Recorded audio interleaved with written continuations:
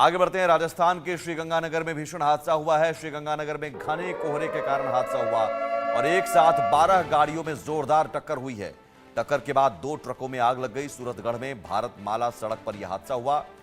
राजस्थान के श्रीगंगानगर से यह बड़ी खबर, जहां सूरतगढ़ से गुजर रहे भारतमाला हाईवे पर आज सुबह एक भीषण सड़क हादसा हुआ।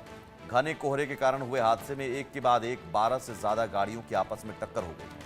यह हादसा अमृतसर जामनगर भारतमाला सड़क पर ठेठार गांव के पास हुआ, जिसमें 1 दर्जन से अधिक वाहनों की आपस में टक्कर हो गई।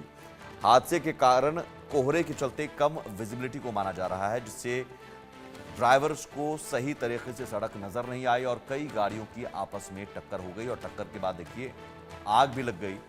चूंकि आज दिल्ली एनसीआर समेत पूरे उत्तर भारत में घने कोहरे का कहर देखने को मिल रहा है और सुबह 10-11 बजे तक स्थिति थी कि कोहरे के कारण विजिबिलिटी बहुत कम थी। विष्णु शर्मा हमारे साथ जुड़े हुए हैं। विष्णु, आज घने कोहरे का कहर देखने को मिल रहा है और 12 गाड़ियों में जोरदार टक्कर।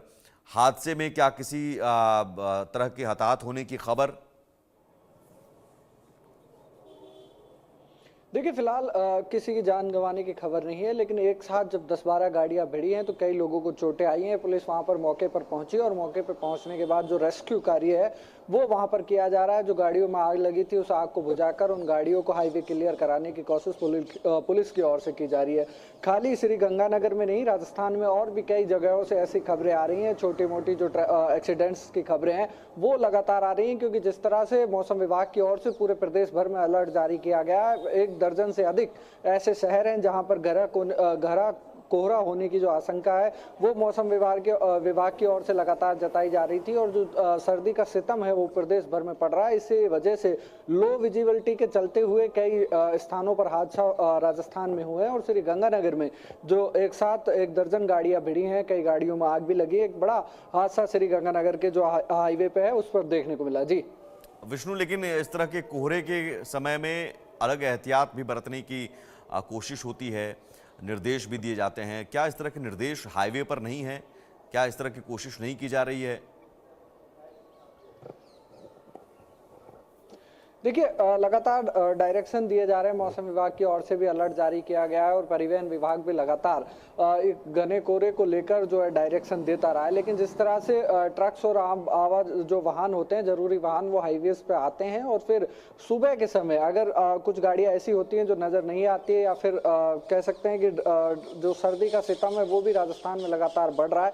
ऐसे में अब घरे कोहरे में जो लो विजिबिलिटी हो जाती है, इस वजह से जो हादसों का शिकार जो वाहन होते हैं बहुत कम दूरी तक जो ट्रक चालक हैं या वाहन चालक है वो देख पाते हैं। इसी वजह से इस तरह के जो एक्सीडेंट्स हैं वो होते हैं। और खाली श्रीगंगानगर ही नहीं, और भी कई स्थानों पर से जो लगातार खबरें हैं वो राजस्थान में इस तरह की आ रही हैं, क्योंकि जो सर्दी का सितम है वो पूरे प्रदेश भर में देखा जा रहा है। जी विष्णु, अभी अपडेट क्या है? क्या वहां से ट्रकों को हटा लिया गया है, क्योंकि ट्रैफिक जाम की स्थिति भी बन सकती है?